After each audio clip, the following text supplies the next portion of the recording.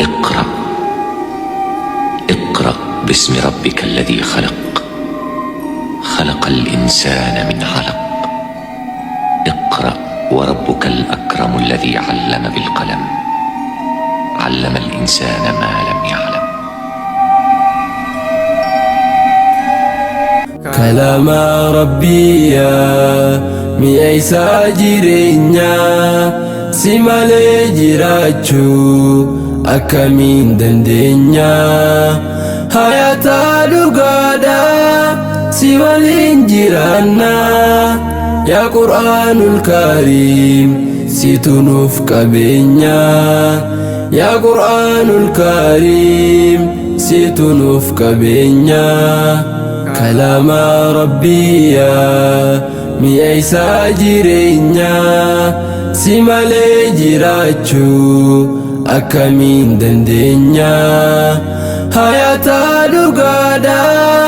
si waliin jiraanna yaa Qur'aanul Kariim situ nuuf qabeenya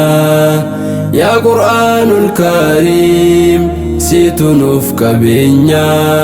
ani ni madaalee waa hedduu gallaalee garuu waan agarree waan Qur'aana caalee ifin jijjiiramu si jijjiiru maalee yoomuni milkaawaa namni isaan bulee hayaata Qur'aanaa khottuutii dhandhamii jireenyaaf qalbiitee Qur'aanaan hakkamii yoonii fi sabartee namallee barsiiftee hoggaasan misoomtee hubadhu jiruuntee mi'aawaa mi'aansaa caalunaa dideeymaa bu'uura gammachuu yaa madda qaroomaa yoggaansi qaraa'uu qalbiidhaas nagoota qaamaaf qalbitiyyaaf boqonnaa dhataata kalaama rabbiyaa mi'eessa jireenyaa si malee jiraachuu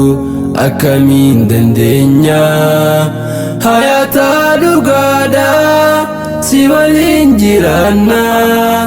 yaa Qur'aanul Kariim situ nuuf qabeenya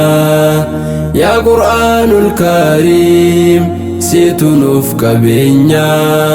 samii torba gubbaa rabbiin isa buusee ifa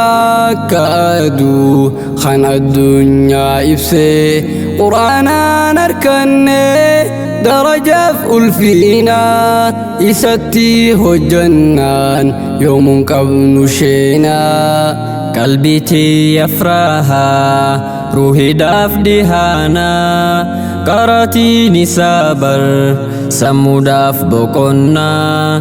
isuma qabaannaan hundaa'uu ni qabnaa yoonii fi sadhamnee booddeen teenya sheenaa haalaa fi amaalaa khiyyasi bareechee jiruu fi jireenyaa khiyyallee naaf tolchee furmaata alaamaa jecha rabbu samaa si dhabuun danda'u filannoon toosumaa kalaama rabbiyaa mi'eessa jireenyaa si malee jiraachuu akkamiin dandeenya hayaata dhugaadha si waliin jiraanna yaa Qur'aanul Kariim situ nuuf qabeenya yaa Qur'aanul Kariim situ nuuf qabeenya kalaama rabbiyaa mi'eessa jireenyaa si malee jiraachuu akkamiin dandeenya hayaata dhugaadha si waliin jiraanna yaa Qur'aanul Kariim situ nuuf qabeenya yaa Qur'aanul Kariim situ nuuf qabeenya